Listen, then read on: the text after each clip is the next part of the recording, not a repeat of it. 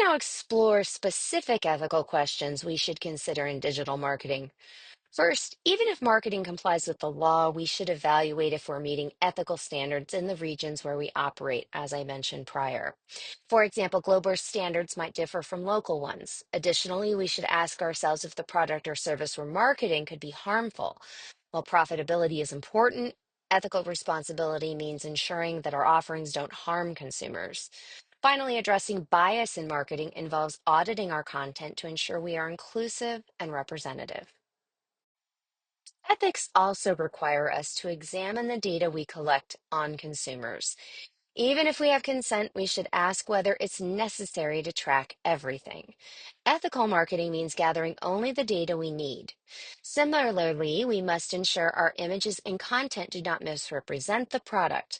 Authenticity builds trust, so show your product in the best light without exaggeration.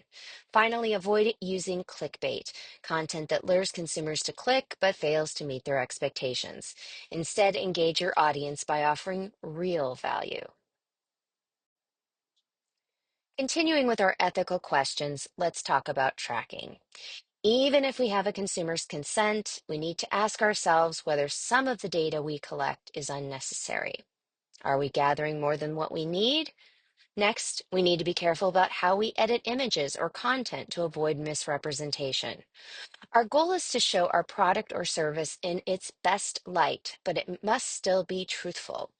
Lastly, we need to avoid using clickbait. As I said before, clickbait might get someone to click, but if what they find doesn't match their expectation, we risk damaging trust. Instead, we should entice consumers by providing real value in our content. Now let's dig into some of the more manipulative tactics some use, sometimes without realizing it. First, are we manipulating consumers? With broad target audiences, we must make sure we aren't using aggressive tactics to force their hand. Second, we must ask if we're targeting vulnerable consumers. For example, some campaigns might be inadvertently aimed at those who may not have the ability to critically assess the information they're receiving. We need to be especially cautious here, ensuring a balance in messaging.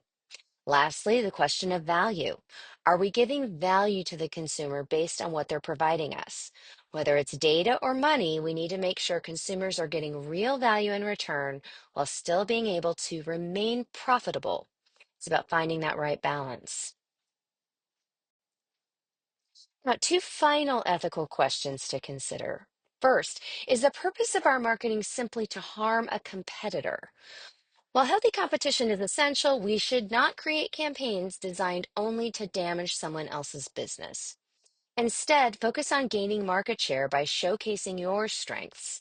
And second, are we being transparent? If we have to explain too much or rely on lengthy disclaimers, we may need to rethink how we present our claims. Clear, straightforward language not only reduces confusion, but also builds trust. When it comes to legal and ethical compliance in digital marketing, we need a clear strategy. Truthfulness in marketing is key, but it's not just about what we say, it's also about how we say it. Disclosing information when it's required is crucial, and using simple language builds trust with our audience. Additionally, regularly reviewing our content for compliance and aligning with ethical partners can help us ensure that we're staying within legal boundaries. Remember, the landscape is always evolving, so staying updated on both local and international laws is essential.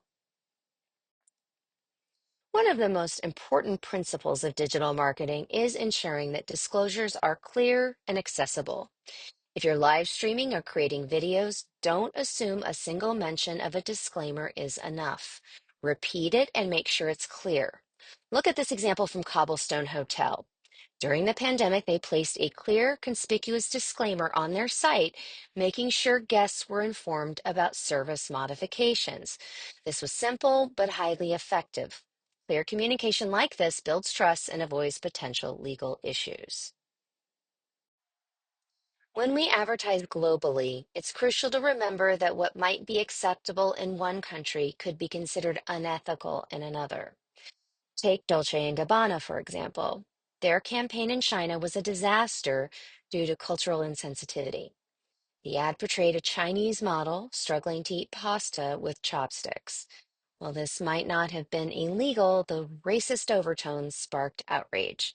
So even when you're legally compliant, always consider cultural perspectives to avoid these missteps.